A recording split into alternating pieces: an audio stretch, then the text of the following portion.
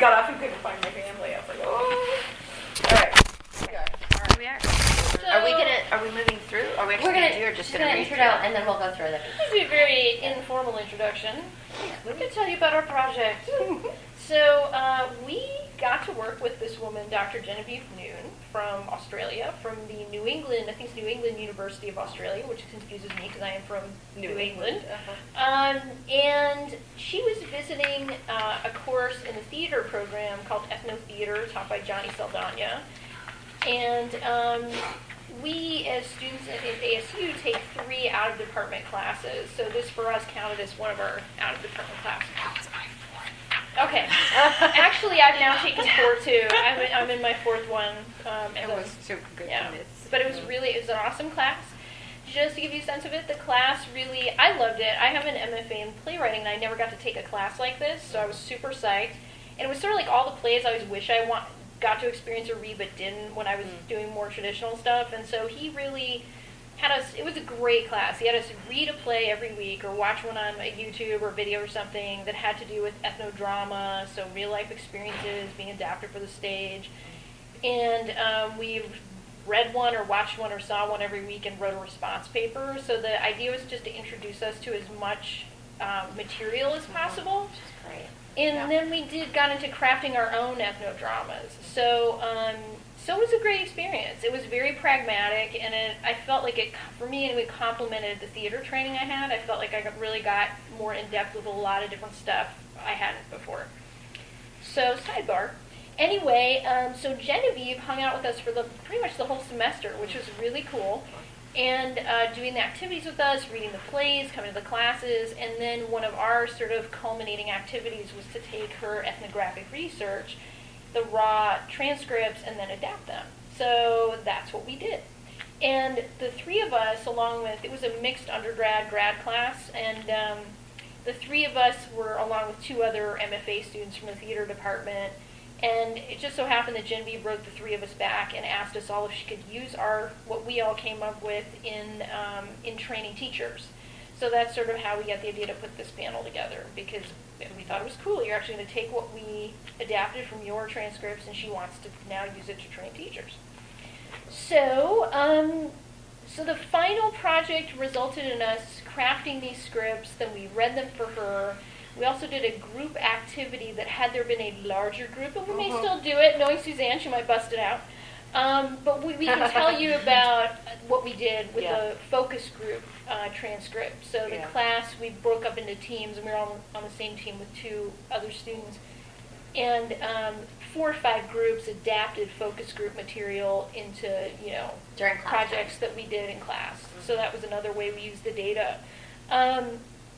I can say that what I loved about it was this is now, I'm sort of gotten into this niche of doing adaptation of scholarship for performance, and so this was sort of during the time I was working on a larger piece that became a solo piece, so it was really such a helpful class for me personally to sort of wrap my mind around this, because I have a history as a playwright, but I hadn't done so much adaptation of research, and then even, we talked about solo performance, I had not done that before, so this class kind of opened all that up for me as I was working on my first solo piece that I would perform, so it was an awesome class. I don't know if you guys want to jump in where you were at when you took the class. Well, I think what was great about the class was that even doing the adaptations of the Mosaic, so you have these focus group transcript, right? And there's maybe 5 or 6 voices of people saying things.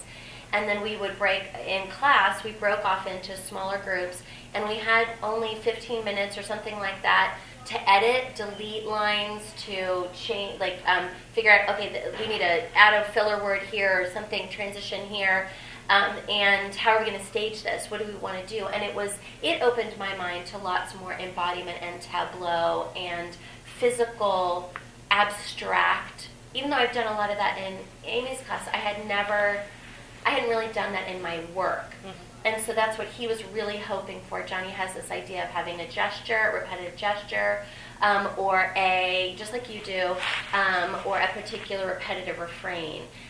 So those are very, familiar styles, but again, something I hadn't done for myself.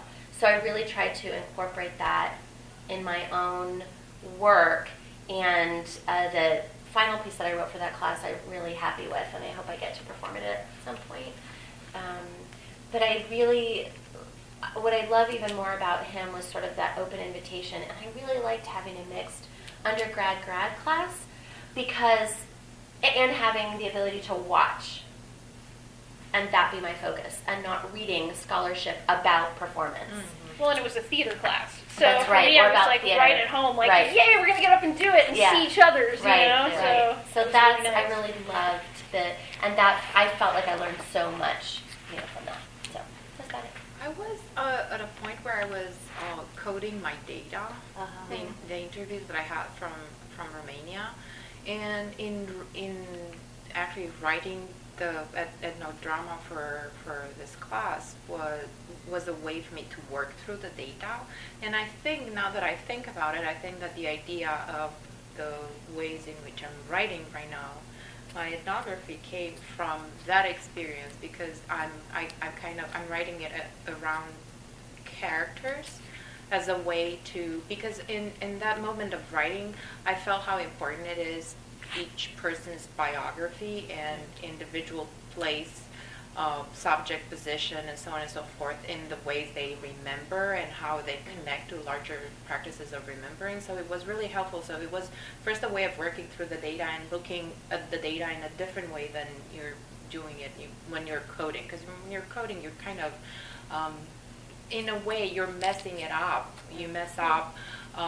The voices, you have all these codes that you pull together, and they come from different voices. But in here, I kind of put the voices back together. It was really, really, really, really helpful.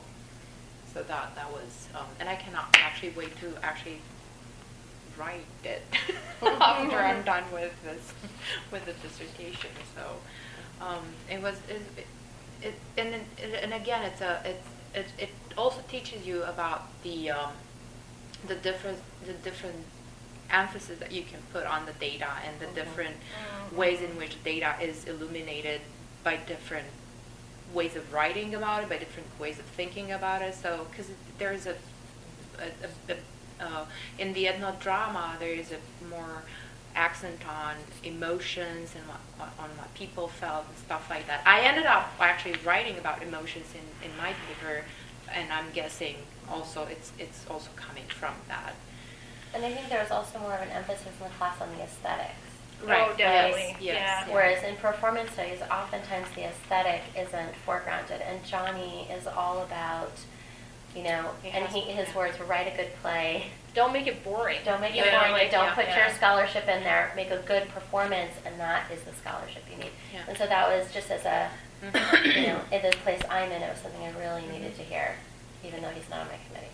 Well, he's retiring, so we were just like, no, you can't retire. We want, both of us, I think, would have been very happy to have him on our committee. So, but he, I found it just like with a homecoming. It was so comforting to me, because I've really wrestled the last couple of years, which I've shared with Fred, about how to negotiate theater and performance studies, and it's a big one. It really is, and something I appreciated talking with you about last May, just that you sat down and you started talking to me about the nuts and bolts of what you do with solo performance, and you had postcards. I thought about saying this yesterday. I was like, you had colorful postcards because you cared that people were coming, you know what I mean? So, or to get your work out there to people who might benefit from it, you know what I mean? So I sort of, so this class was sort of all those things, and it was fun to take it with theater students too.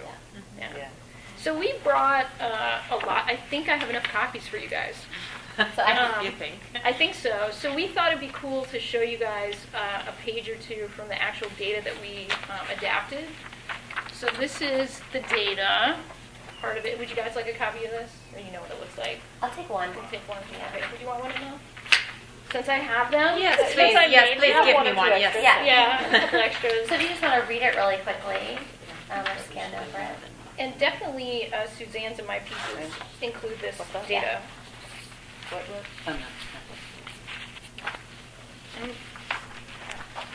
read that.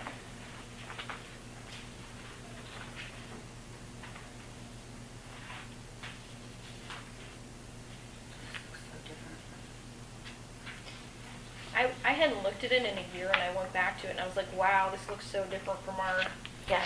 plays, you know.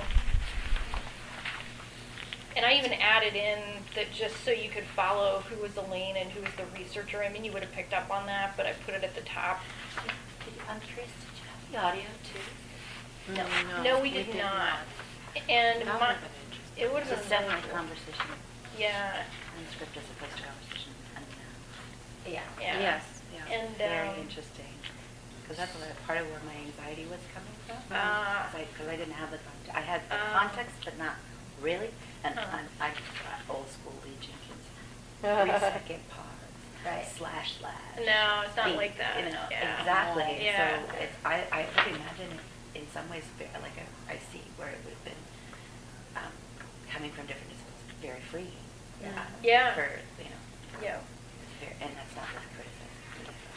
And so this one is with her and Elaine, but there's also another one with the character Neil. And so Suzanne's and my scripts really draw on the one with just Elaine, and then ML's draws on Elaine's and Neil's. Except that you're doing just Elaine today, right? Yeah. Yeah. We thought it was good to mention. Yeah. Talk about Yeah, it. yeah. Well, and I can talk about that when before Okay. I read. Did you guys have a chance to look at the notes she sent, the ethnographer's I don't think we reflection? sent those to her. Oh, we didn't? Mm-mm. Okay, No. I'm just going to share in Genevieve's words Yes. a little bit, Yeah. so we hear from her, all the way from down under. Uh, So she says, the purpose of this ethnographic study from which the data for the performances was sourced was to explore different notions of rural place and rural teaching with the intent of challenging hegemonic notions of education in rural Australia. The data was gifted to me by graduate teachers in their first year after graduating from their teacher education degree. For each participant, not only was the role of full-time classroom teacher a new role, but the place in which he was teaching was a new and unfamiliar place.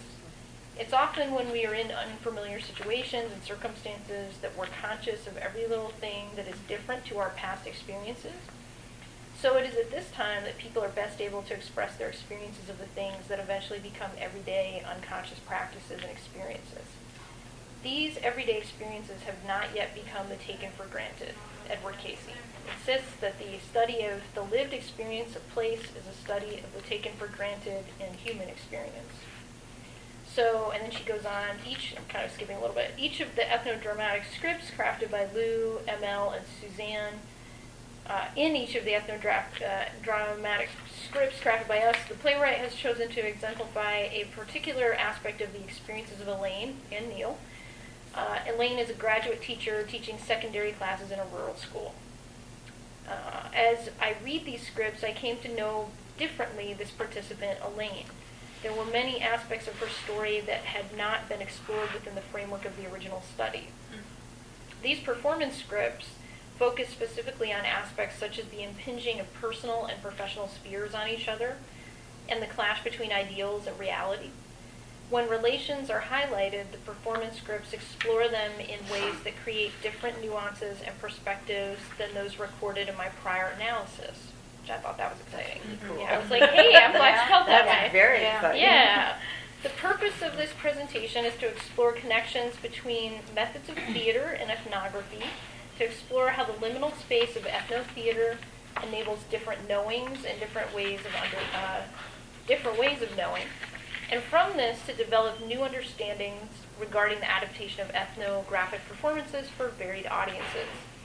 In relation to the purposes of the original research project, it is hoped that the liminal spaces created by these performances, when presented to final year teacher education students and to experienced teachers in rural schools, will enable the audience members to create for themselves and for the schools and broader institutions to which they belong different understandings of relations in rural schools and how they can be nurtured.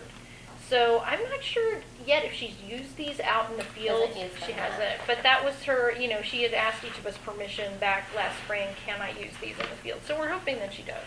So that's, And she's working on some projects and a paper about the process. yeah.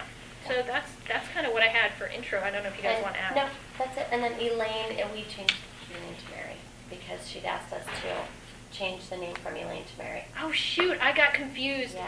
But She I don't. did? And you know Yes, what? I because changed beyond it back. anonymity, it's Mary. I totally. Elaine was the original. But you know what? I don't think anyone's gonna tell. No, I think we're okay. We're all Oh, Mary. Mary. Mary. I think we're just going to go with Elaine today. Yes. No, well, I put it on Mary. Mary. Nobody's Okay. saying our name. We're not saying names anyway. So at any rate, Yes. Mary and Elaine are the same person. Got it. Okay. Okay, great. Yeah. So should we perform? Yes. Should we do it? All right. Did you want to share what she said about yours first or after? I think after, because Mel's going first. Wait, meaning. Oh, do you want to thinking take would you like to share? do it first? That's great.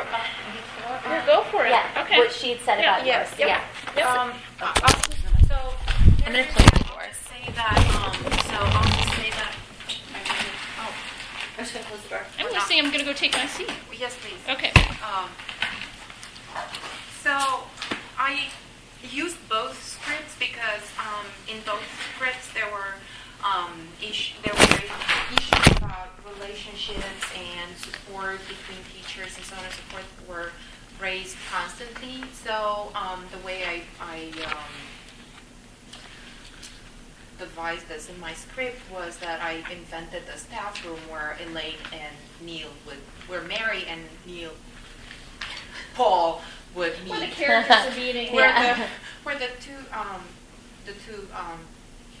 teachers would meet and talk and have this time, and this is where they would share experiences and so on and so forth. And then another really interesting thing, especially salient in Mary's interview script, was this relationship between their work and home. So I also created a couple of scenes in Mary's interview. There was a little bit more material about home. She had told she told stories about how she would go home and meet with her partner and so on and so forth. In in Paul's interview, there was less, but still I got I had a way to show that a little bit. But I will only be reading Mary's interview today, but you're going to have an idea because of the stage directions. Okay, are you ready? Yeah. All right. I'll read the instructions. Pushing buttons. Neil is on stage, or it's called Carl. Carl is still on stage as in the previous scene, but in the shadow. A spotlight is on Mary. The other actors continue to go on about their activities. We see them mostly like shadows moving about. Learning a lot. It's like, yeah, I can relate to teenagers on a level of to sport, to music, but when it comes to actually having conversations or relating as friends, I was a loner. And so to go in there in the classroom now, it pushes huge buttons. And I think I knew this when I was doing my DIP ed. I knew that this was going to be a time of great, me facing more and more things in myself about me as a teenager. I knew that this was going to push buttons. And at the same time, I also had to maintain a professional, I can't think of the word. I had to be professional. So I thought, right, I have to go away, sort out all of my issues, and come back and be a perfect teacher. Probably the difference is now that I know that as a human, I'm going to have my buttons pushed all the way through my life. A good teacher. The scene is set up as before, except that this time there is background noise.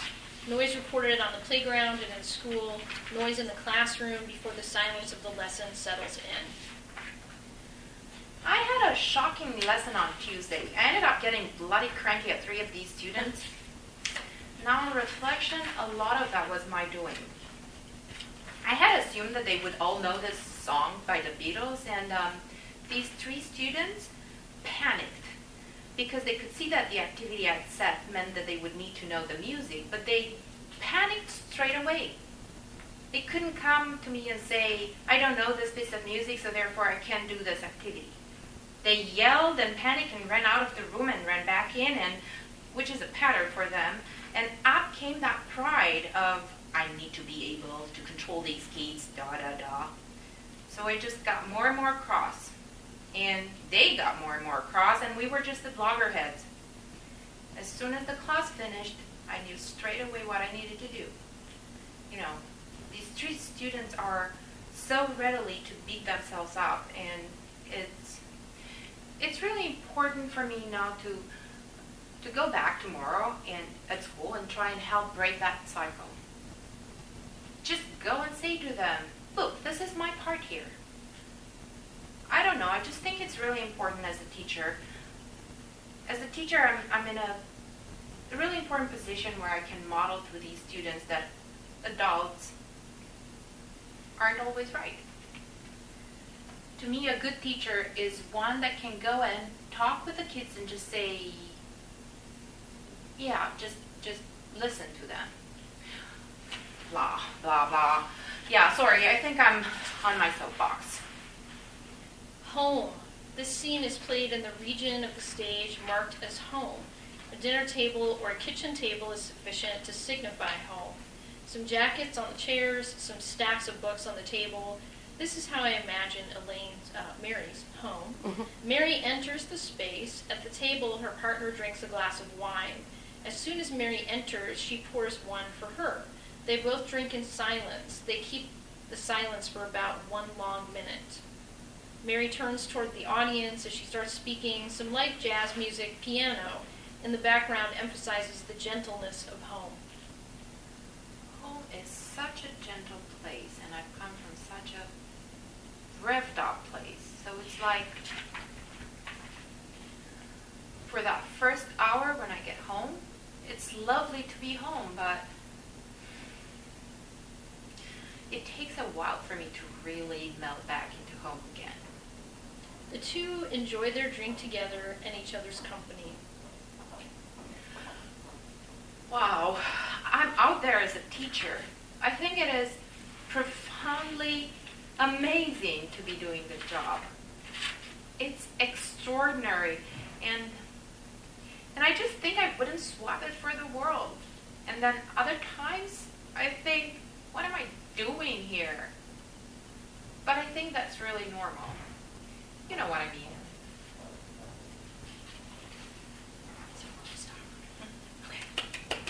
Wait, are you not doing home too? No.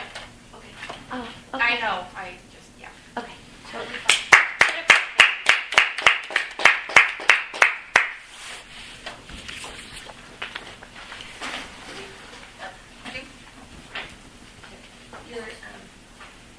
Oh, yeah, let me give you this. No. This is this one. Yeah. You want me to sit over there? Yeah, come sit over here with us. Suzanne's going to move me around a lot, so I get you out of the danger zone. Okay. Let's see. Okay. Be like around there.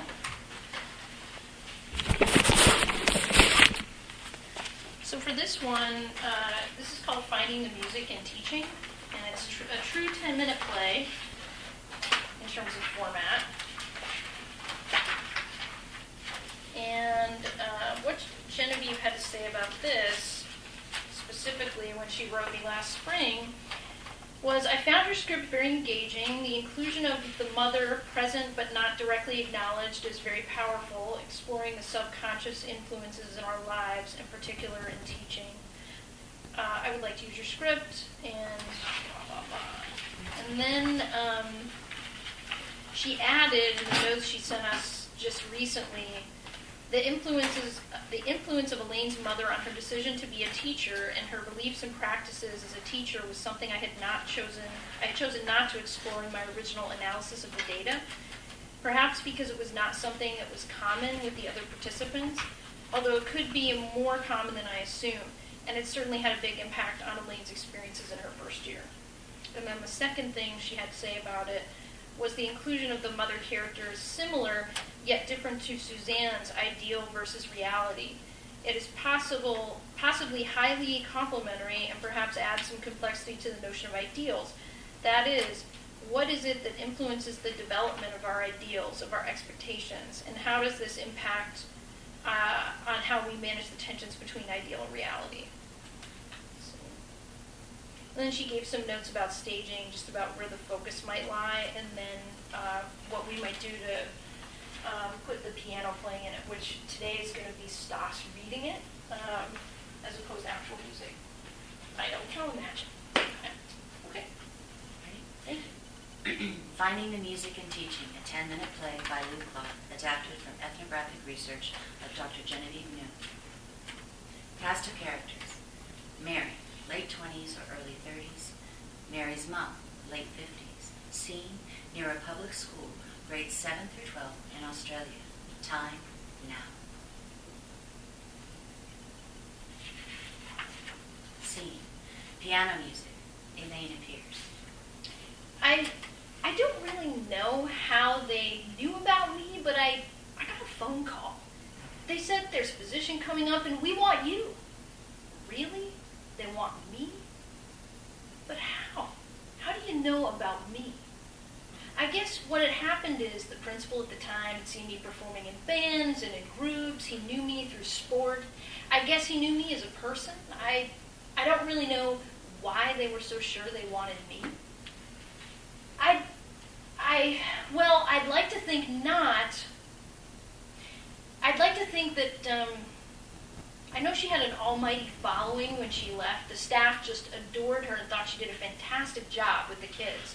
So when I started teaching there, I had to sort out quickly to set up some boundaries and let them know I wasn't my mom. Well, she started in '87, and then she worked through to where we are now.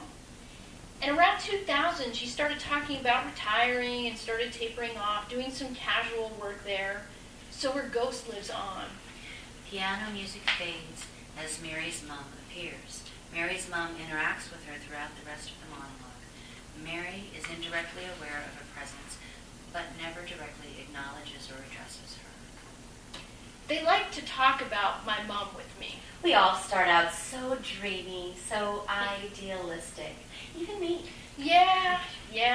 I think I built up hope around watching other teachers with their students, but what I didn't realize, I would see other teachers with their students. We would have jokes.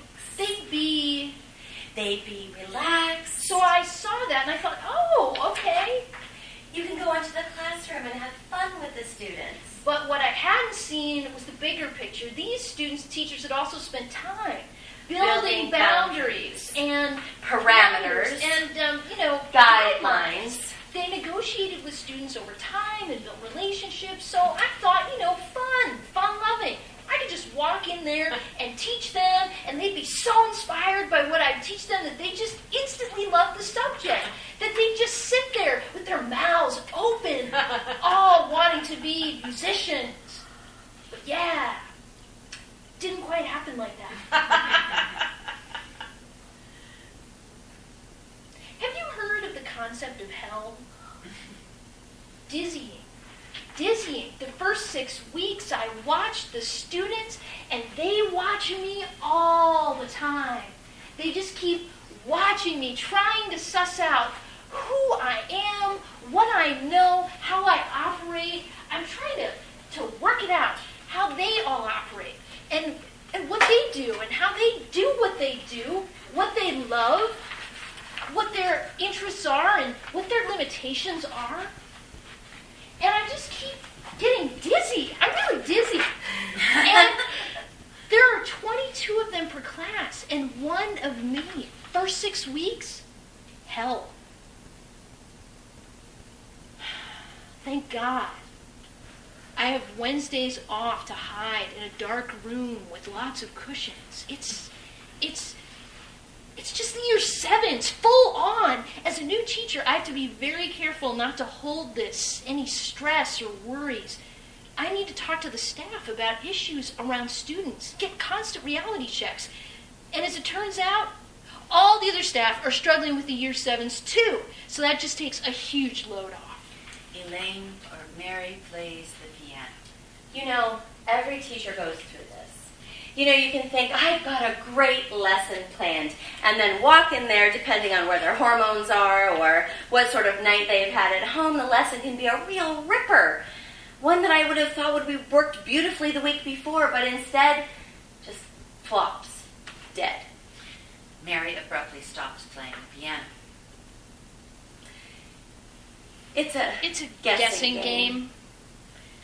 3 weeks ago, I noticed that I was just going to school in tears on Tuesdays, just in dread. I just bypassed the staff room and went straight to the music room this day.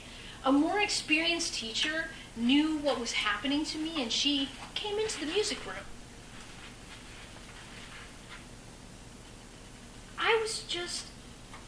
I had tears rolling down my cheeks, just dreading the day.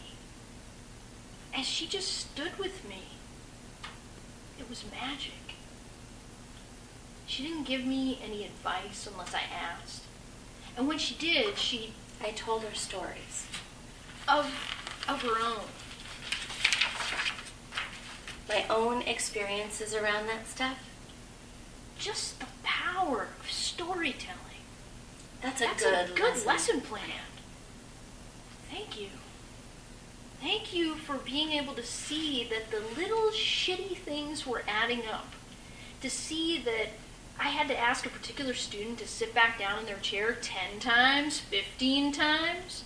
That's the sort of little stuff that was just adding up and adding up. And as a new teacher, I would think, I won't tell anyone about this. It's just creating a drama over little stuff.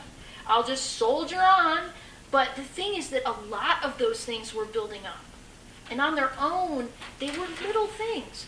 But altogether, they had started being quite overwhelming, really. So this more experienced teacher, she just showed me a lot of information again that I hadn't been able to take in all at once. I mean, I find this so much in the workplace that some people are able to hear information once and then act on it. I can't.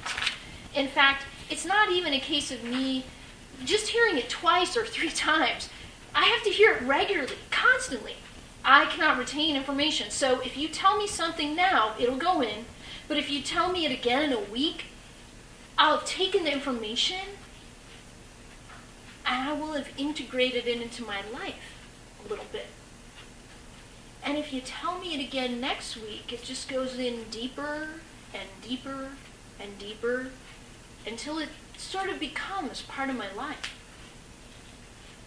I can't talk for every new teacher, but I can think just human nature, pride can be a big thing.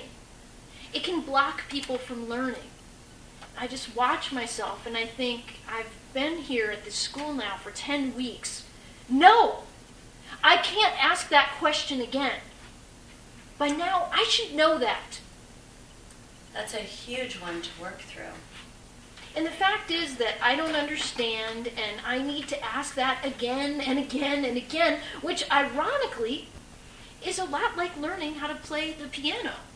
There you go. It's a lot like learning anything, really. Elaine plays scales on the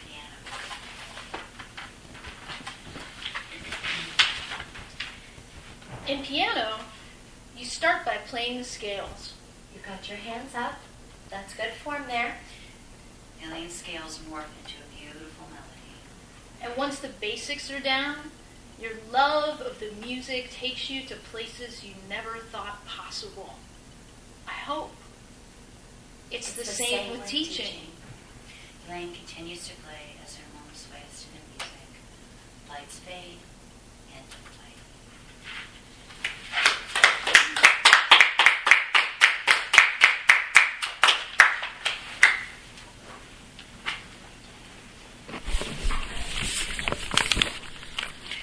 So I'm hoping that you will volunteer to be students. Yes. If you could be student number 1, Lily. And We share. I have if the two of you guys can share. Yeah, sure. And if you want to all sit together, the 3 of you, that's fine. Here. Can you come move the... Yeah. So, just a little background. Student 1 is the resistant, troublemaking student.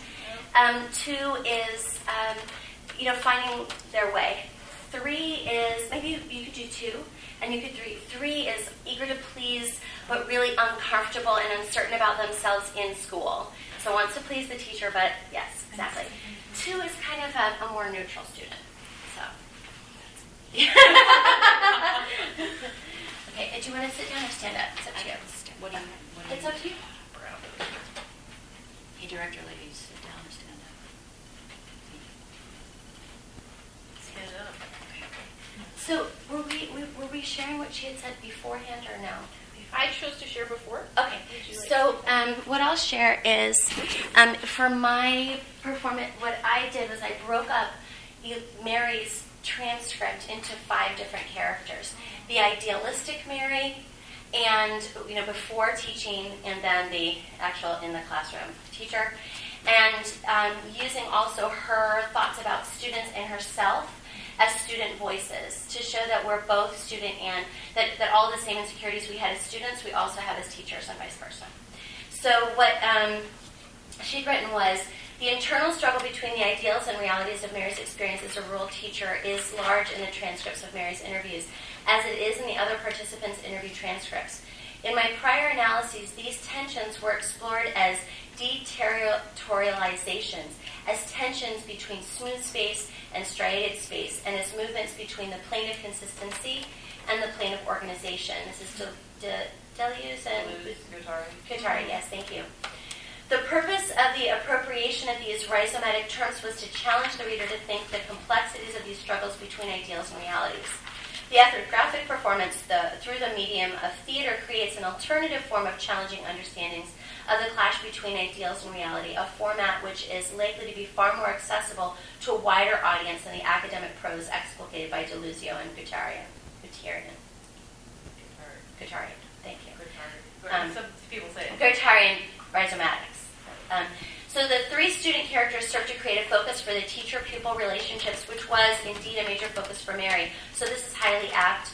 While teacher-pupil relations have been explored in much depth in my analysis to date, this scripting presents a differently nuanced perspective of the teacher-pupil relationship. And then she made some notes regarding staging, which I don't really think are necessarily relevant, but she does talk about the idea that the students echo Mary's struggles, and she'd like to suggest that thought be given to the students' characters, that perhaps the beginning of their piece, their words represent a more oppositional, troublesome nature to Mary, and as they move through the pieces, in the end, represent the move that happens in teacher-pupil relations, that move from testing each other out to a negotiated relationship to create a more effective learning environment.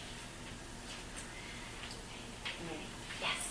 And Lou, could you read scene 1? Sure. I'd like the scene titles. And are we starting with scene 2? No, we're starting with scene 1. Oh, okay. Oh, sorry. So, beginning, boundaries, and So beginnings, boundaries, and blow-ups? Yes. Oh, okay. Two-sided. All right. Thanks, sorry. Saving paper. Beginnings, boundaries, and blow-ups. Scene 1 before. I have a deep sense of the teacher I would like to be. I think growing up, having a mother as a high school teacher... I just had a shocking time in primary school. I idolized her. Watched her playing the piano at home, watched her go to work every day and come home and raise a family. Throw a few saucepans every now and then. She had an almighty following when she left. The staff adored her and thought she did a fantastic job with the kids. Mom started in 87, worked through 2000, and her ghost lived on. So when I started teaching at the same school, I had to sort of quickly, set up some boundaries and let them know I wasn't my mom. I always hear stories that she was just this amazing, gorgeous woman who was just such a fantastic teacher. But I never saw my mom in her first year of teaching. Scene 2, beginnings. I just knew that there was nothing more that I could have been taught. It was time to just jump out of the nest and fly, really. It was very naive. I imagine. I thought I'd walk straight in there and they would see that I was on their side, and they'd be fairly relaxed relationship.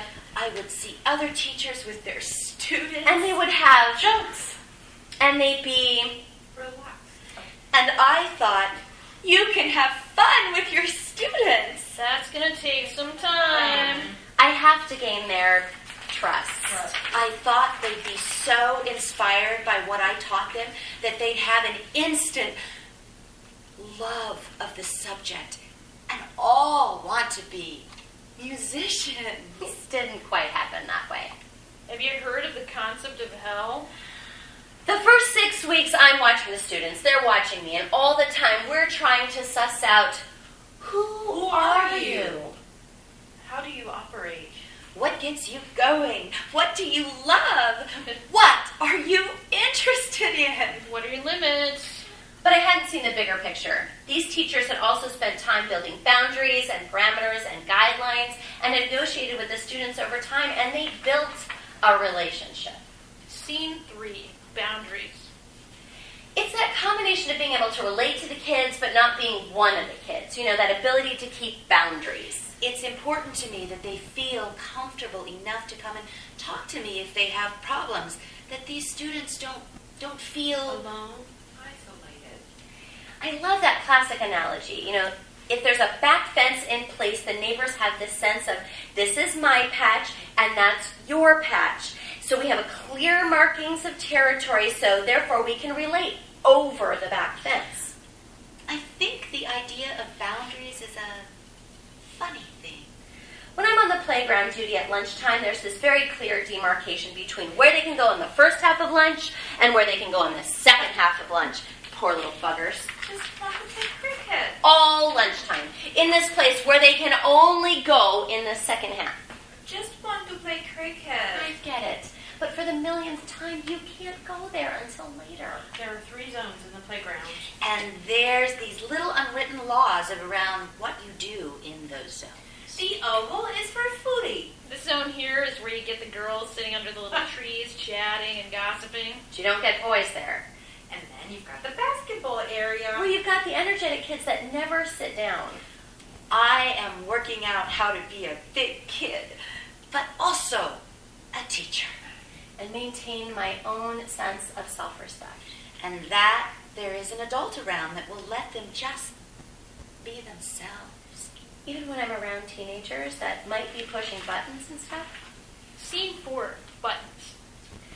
I've got one. If I have asked her to do something, Haven't done it. and she continues not to do it, my thermostat rises a little bit. She's essentially a young adult. And calm negotiation. Hasn't worked. Last week, I actually had to get into a little bloody stern with her. And that was hard. I didn't know if I was doing the right thing or not. As a new teacher, I'm ironing out those many things in terms of classroom management. Sit down. The content of my lessons has a massive amount to do with their behavior. I can think I've got a great lesson planned. Walk in there and... Depending on where my hormones are, Sit down. of what sort of night I've had at home. Sit down. The lesson can be what I consider to be a ripper. That would have worked beautifully the week before, but that just flops dead that day. It's a guessing game. I try not to be judgmental.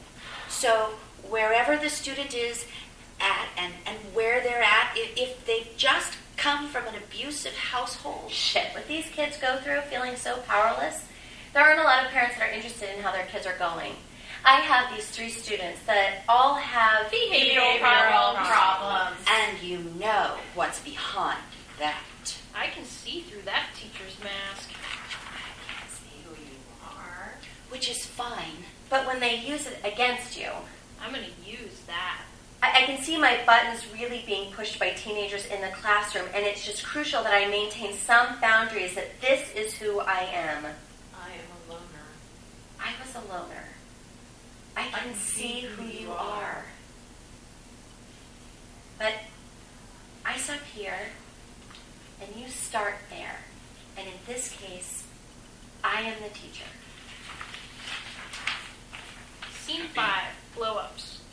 I had this shocking lesson on Tuesday where I just ended up getting bloody cranky at these 3 students. A lot of that was my doing.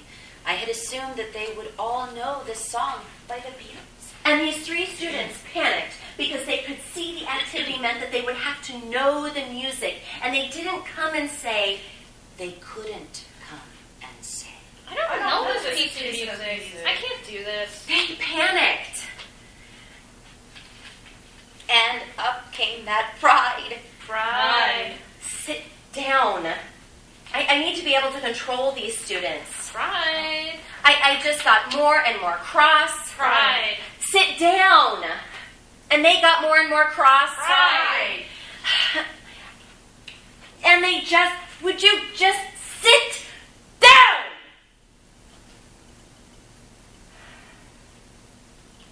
As soon as the class was finished, I knew straight away what I needed to do. Which was go in and talk to them and say, look, this is my part in this. These 3 students are so ready to beat themselves up.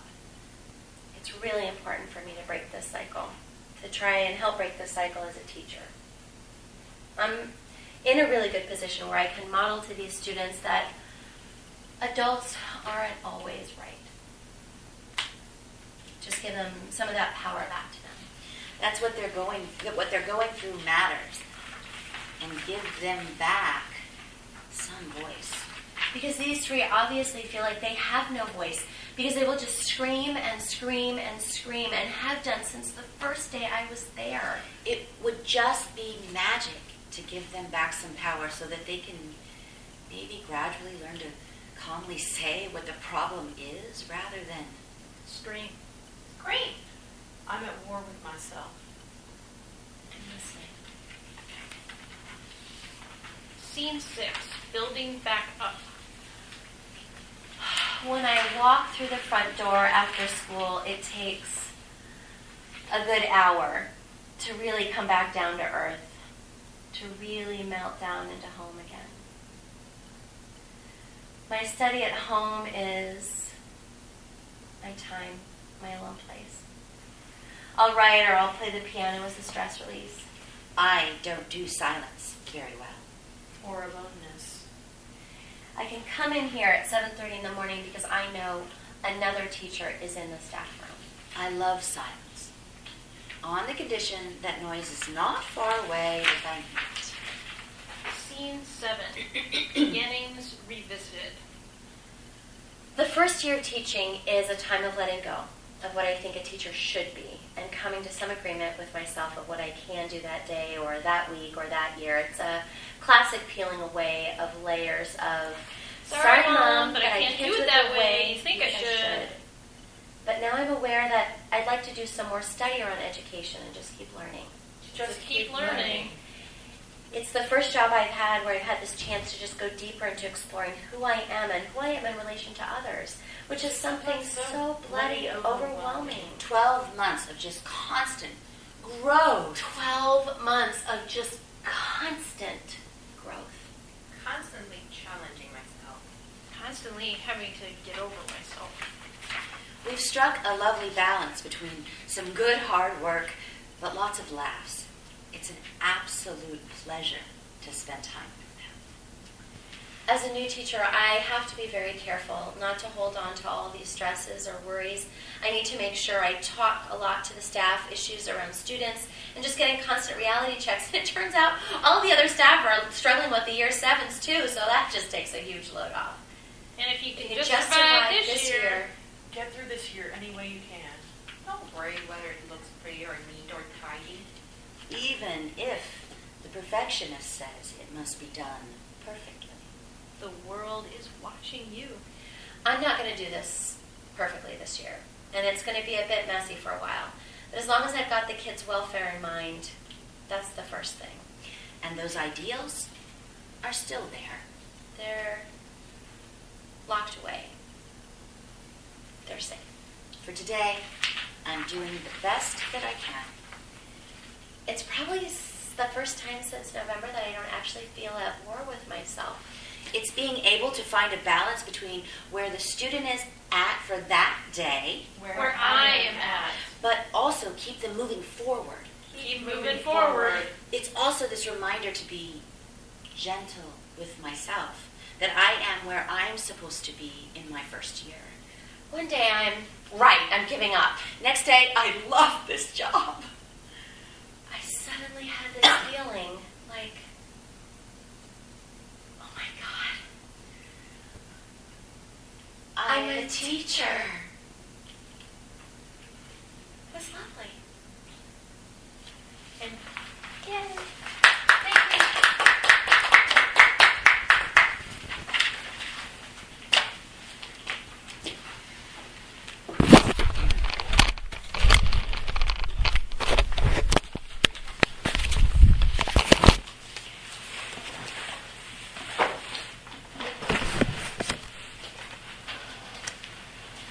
write these down while we chat, because sometimes they confuse me and take a while. I think that's wise. They are These are challenging.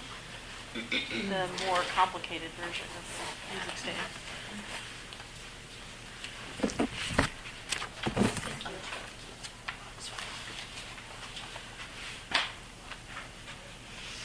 Thank you all for that and for asking me to be a part of this panel. Thank you for being here. When I was thinking about and reading through the stuff before I got here, I think the panel is correctly situated at the nexus of the three kind of bodies that you're bringing in of scholarship, or bodies of kind of ways of thinking, performance, and methodology, specifically in this case ethnography or ethnotheater, but ethnography I'll say, and pedagogy. And I think it contributes to all three of those areas in interesting ways. And I think you've highlighted some of those ways in the ways that you were talking about. Marie-Louise, you were talking about the ways that contributes methodologically to your work as you're coding data and then thinking about how do we manage data in the kind of more traditional sense of ethnography, that this work then becomes pedagogical, not just in the classroom, but in our practice as scholars, as methodologists, as ethnographers. And I think that's really important about this work. And then conversely, in terms of performance, I think it's really important, Lou, as you pointed out in terms of your theater background, that this informs theater, the grounding in people's lived experiences, the ways that people actually speak when they're talking about, kind of their these very significant personal experiences, as people often do in ethnography. And so it instructs us in performance to be attentive to that and to be responsible to it, because I think often as theater practitioners, actors in particular, even if we're really committed to our characters, we forget the significance sometimes of the what's at stake. Even when we want to be a good actor, think of what's at stake. I think there's a different thing when we're responsible to another person in the world. And then when I think about pedagogy, which is, I've been thinking a lot about specifically performance pedagogy, as you know. I think this is very instructive about thinking about how do we bring these things into our classes? How do we use these methods with non-practitioners? And non-practitioners of performance and non-practitioners of ethnography, and how do we do that ethically? And so I was thinking a whole bunch about ethics when I was reading all of this, because it's such a contested thing when we deal with ethnography, particularly performance ethnography. Because did those participants know? Did Mary Elaine know that not only was she granting permission to Genevieve to do that work, but also that then she would bring that work to ASU and do that work in your class, and then that you would bring that work here to conference. I don't know that they knew that. Right. Yeah. So I mean, in direct response to I don't think so. And Johnny talked about that in the class, that he advised us, when you write up your IRB, make this part of your IRB. Say this could be used in, and include performance. But remember what we were talking yesterday, because I think that we signed some stuff, so I think that bringing her work and having us work on that was covered. I'm not saying it's not. No, but this it's is really important Yeah, to think through these things. As somebody who's not at all, I can imagine what it would be like if it travels back to Australia and you have one of those students who's studying to be a teacher and suddenly recognizes part of the story, like the contextualization. You don't And necessarily know certainly, the image change, but it's very certainly there are. We all know that this is how how. Yeah. But it's part of the contestation of this work, and it's one of the things that I think as we bring it into classrooms, we have to be especially attentive to. Yeah. because IRB doesn't cover this. IRB Right. is not made for our kind of work. IRB Yeah. doesn't know what to do with us. And so, I mean, I've come up across it again and again. IRB doesn't want to see performance work. Yeah. Our IRB doesn't want to see it. They say, follow the ethical standards for your discipline. You're like, well, I try to be very specific with my informed consent, and I try to talk with my students about that. so Yeah. you put it in your I put it into my informed consent Okay. documents, but you never know. So I have a student right now who's working on a project with folks who were the children of drug and alcohol, people who were addicted or using drugs or alcohol. And so she had to go through IRB, of course, because this is a more Right. touchy subject, I guess. But at this, and all of the folks have given her informed consent to do performance with that work. But at the same time, when you don't know what that performance is going to be, and it's messy. And so it's one of the things that I think about specifically about this nexus that is really significant. And I think also part of the reason why it's so potentially powerful and so potentially different from other forms of representing ethnographic research. And so therein lies the rub. And I different think. than theater too. I mean, that's Different from because I theater. come at from that side where it's never felt as vulnerable to me to create a piece of theater than the piece I created this last year, because I've never walked on stage and said I. You know what I Right. mean? And so Yeah. it's to come at it from that training. Right. It's a real unmasking. It's like, whoa, because I've written, 10 different plays of varying lengths around my experiences with death, but I've never come right out and said I, and it's a very different way of knowing it, Yep. The vulnerability of that is really important, and I think when we do this work as performers with other folks' stories, that vulnerability is equally important. And you all brought that out in your scripts in really different ways. I wanted to just, as I see this, kind of think about a couple of the things that you all brought up. I was thinking about the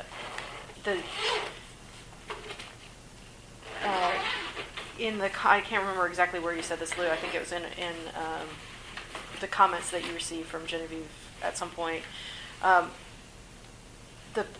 The kind of themes that she was doing in her analysis: personal, professional, ideal, reality. So they're operating as a kind of dialectic. It seems like they're both happening. They're contested. They're not either or. They're kind of all of those things. And I think dialectics are really useful in performance. And you all kind of used that in some ways in your staging, in your choices of what to highlight. And at the very first part, I thought, Marie-Louise, the piece about what it means to be a teacher as a relational act is really significant. So we get home, and home with another person, and we get in the teacher's lounge, and so we get these kind of moments of relationality. And really interesting kind of relationality, because it's that reflexive kind. So we only hear from, at least in this part of the script, we only hear from that character. And yet it's really important that she's not in space by herself. Instead, she's in space with other people. And so what does that allow to bring forth in that particular way? And Lou, the play structure, so the 10-minute play, love it. I teach it. It's you got to do it. I got to do it. I think the use of the music and the use of the piano, I mean, it's a gorgeous arc of coming to that final line, and you do the work of bridging that like a scale. There's a way that is functioning so beautifully, and then the mom character, relationally with the audience, kind of putting us in that position as students, but not naming us as students necessarily. The movement with the music stand, I love that it went from kind of personal narrative style to play style to what I think of as very traditional reader's theater style. Yeah. Which, have you read Robert Breen? I haven't. Oh my gosh. See, so you all know Robert Breen, the chamber theater? I don't. No.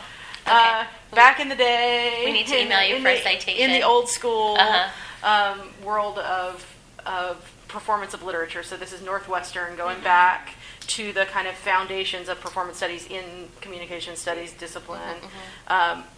Northwestern had that big program, and Robert Breen was one of the people who really focused on adaptation of literature for performance.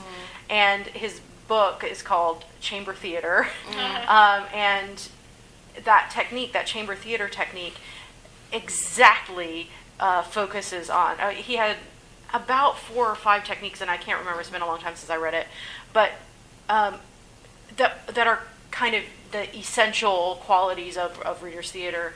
And he was talking about often adapting fiction or adapting literature for the stage. But it's that use of the bifurcated or trifurcated or quintuplated narrator is one of the major structures, and the choice to use the emblematic garment as the doubling mechanism is one of those key ways. So it's often, some color that would be representational of that character. When I was in college, I had never studied any of this. I got my very good friend was a writer, and she'd written a short story, and I adapted it for performance for the big thing. Octafurcated the narrator, and there were 8 of these narrators, and they were all over the place. And then I got into my chamber theater class, and I was like, oh, I did, and that. Yeah.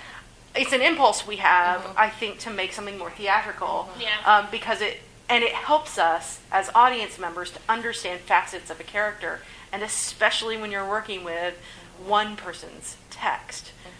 You all had a really hard challenge in that, because I think making theater, especially theater, work as a monologue is virtually impossible to do. And you all have found ways of doing that through relationality. When I have all sorts of movement, I mean, Yeah. I didn't get it all, but it's like I tried to populate the backgrounds with stuff. And I can hear that in the stage directions, and I love that's there. And what part of what that is the kind of calm within the storm, sort of, which I think is really part of what you can do with theater, or creating the play that gets the mom. Yeah, I felt the need to make mom a character, because it was about the idea of that dialectics you talk about, because if you don't have conflict, you don't have a play. You know? So it's like taking Aline's or Mary's or whoever's internal conflict and then saying, okay, I'm going to pull this out. This is where it's coming from, so let's just make her... Yeah, no, it's perfect. It's perfect choice, because it's simple and really effective, and exactly what's in the transcript that you got. Right? It's like that. Which was also a goal, right? I think for all of us to stay really true to the words. Right. Yeah, it's clear. And then of course the use of the multiple characters as the character and not the character does exactly what I love that she's using the Deleuze and Guattari the rhizome, because then you get a more rhizomatic understanding, which would be great to go back and read against Breen. Like, it'd be so interesting to do that kind of like, if I weren't, not submitting anything to NCA this year, like, we could definitely do that tracing. And we could do that, and but even it's a very interesting kind of problem, and I would love to go back and look at Breen in relationship to this piece, but also kind of more generally. And I think it's useful to bring that back in, because that's a practice that's been going on a long time in our field. And I do think it still has some relevancy, and particularly in relationship to that kind of their concept of schizophrenia or territorialization. Both would be really useful with the multiplied narrator perspective, and it's a way of getting at that. And also Bakhtin and other folks who are kind of mainstays of the part of the discipline. It might be really helpful to also infuse, because there's been in the last 5, 6, 7 years such a burgeoning of autoethnographic performance and material, to reintroduce or to bring forward again these ideas of the ways that I'm still speaking for myself, but I'm finding multiple voices to speak, and how my voice speaks to multiple voices by doing that sort of different type of representation. Yeah. And if you think about, other ways of doing this kind of adaptation work, having multiple texts, there are also ways that Right. can facilitate that process. Of course, Breen in particular is thinking about narrator of Right. of a text being really significant when you do analysis of the text. But I think that works with ethnography in some really useful ways, and maybe autoethnography as well. I think that could break down some of the problematic things.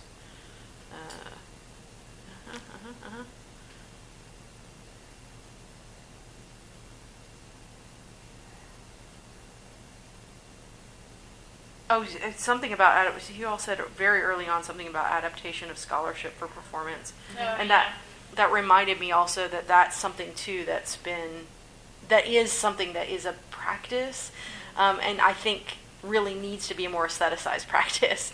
And so kind of pointing to the ways that movement and that kind of style. That's an area that I'm especially interested in, just kind of, again, coming from my background of the variance that you see in that endeavor, and sort of it's as a methodology, it's of great interest to me to continue working in it and to write about that, but how to do it, because you see it's such a cross section, and that's not a bad thing, but it's I do think there could be a little more openness to the aesthetic as part of that. I think there must be. I don't think there. I think that there has to be. Who's going to watch it? I mean, I have to say, look at us right here. Who's going to watch it? Well, and it's not just that. It's also. That's the point. It's lazy. It lacks rigor. It's not disciplined too. It's not disciplined, and that's not to say that people aren't disciplined. It's to say instead that we need to be attentive to it if we are going to claim that as part of our methodology. And if not, in the same way that I'm not going to not do coding, I'm not going to not do analysis well. I mean, I'm not going to try to do shoddy analysis. I'm not going to try to do shoddy aesthetics.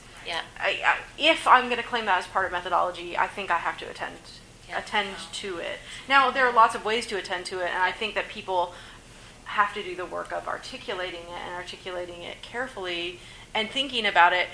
And part of the difficulty of that, and this is something that I'm coming to more and more in thinking about this, is that it can't always be articulated completely in advance.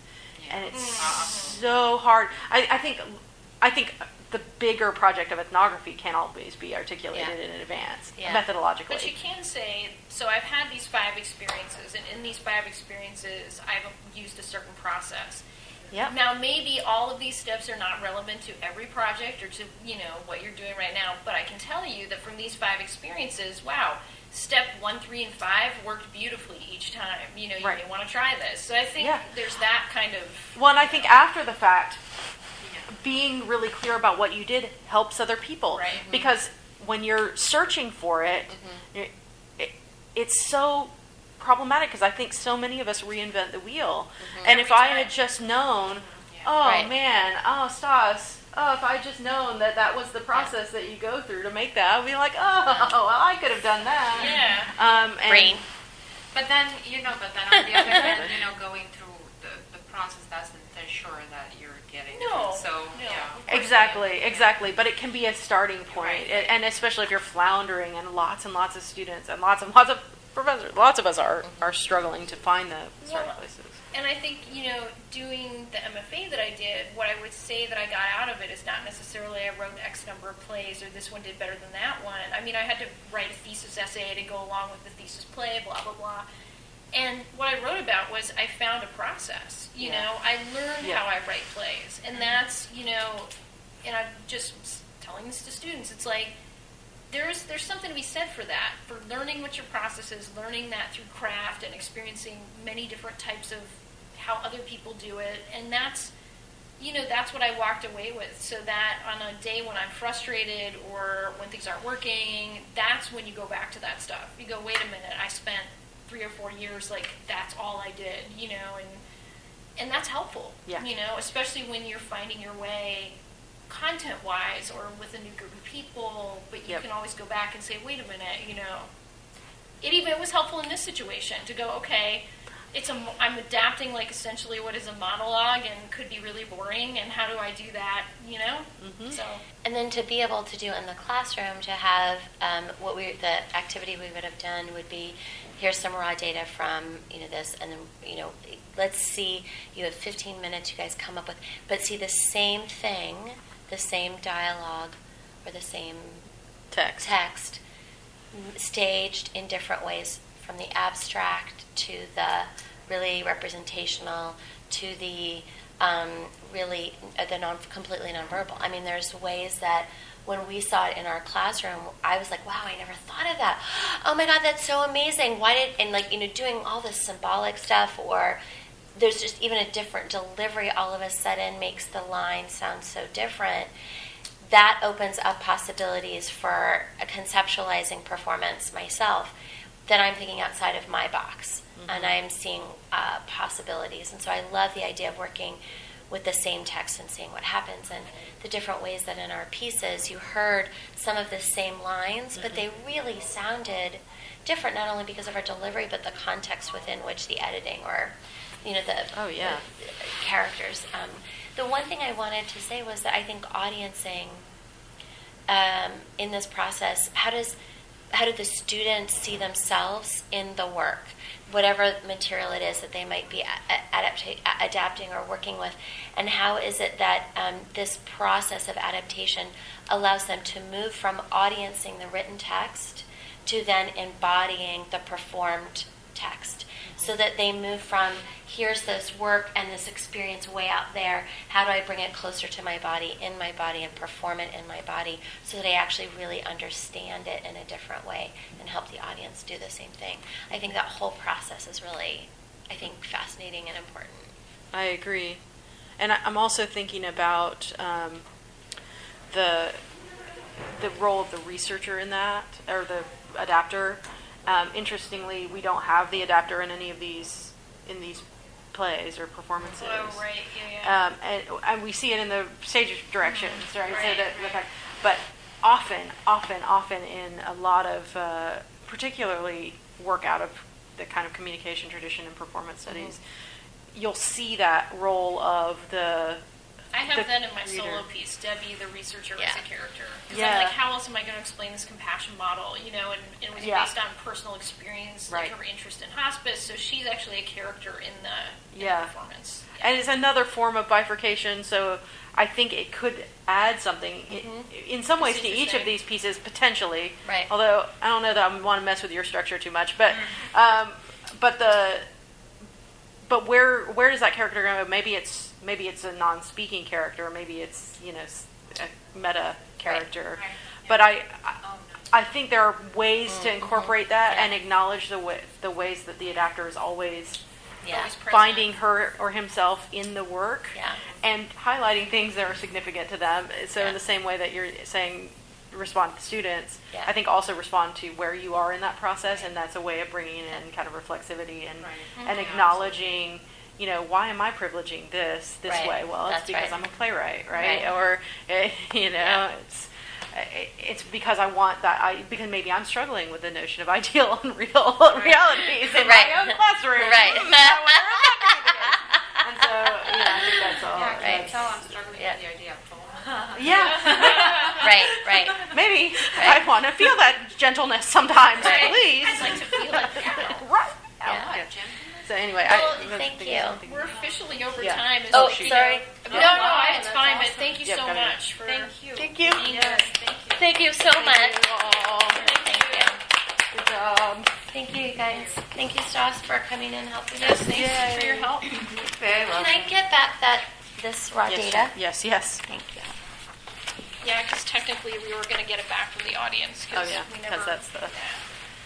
That's the ethically appropriate thing to do. It is, yep. Thanks for putting them out. You're welcome.